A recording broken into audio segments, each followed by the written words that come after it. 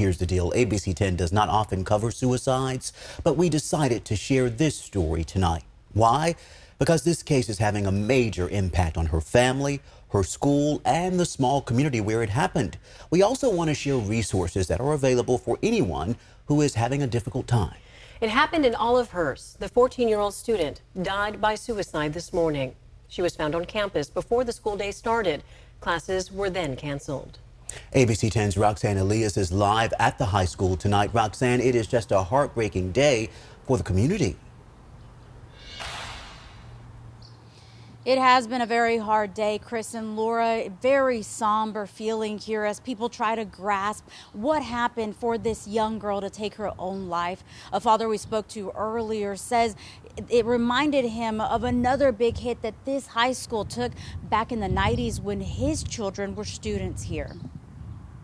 Ladies and gentlemen, this is a hard time for everyone, clearly. It's painful. Hearing about Thursday's tragedy at Olivehurst High School immediately took Alan Stewart back to when the school was rocked with the shooting in 1992. My daughter and son had to go through an emergency back then because they had a shooter back then storm into the school.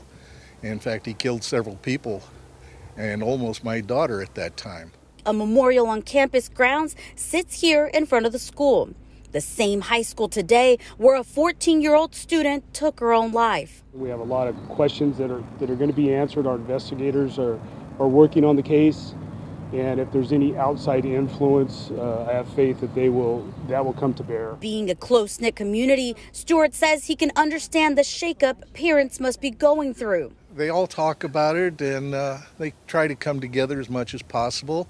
I know we don't know everybody in here, but I think we band together as much as possible and keep it as comforting as we can. The Marysville Joint Unified School District also taking into account the trauma the community is facing. So a bigger community is facing the pain and the grief today. We ask for your support as we go through this grieving period. We say our prayers to the family, and we just have to take this time to heal. The school district has added counselors, grief counselors, and psychologists here at this site, as well as Johnson Park and Yuba Gardens. A local pastor with Metnoia Community Church Olivehurst also says he's available to give his support as the community tries to heal. It's a shame. I hope her parents are being able to get comforted some way and hope they figure out why this happened more than anything to prevent others from doing something like this. That's the problem, figure out what's causing it.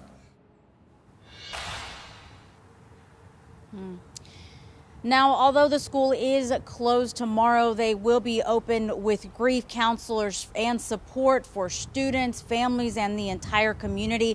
Right behind me, they have the Wellness Center over there that will be helping some of these families.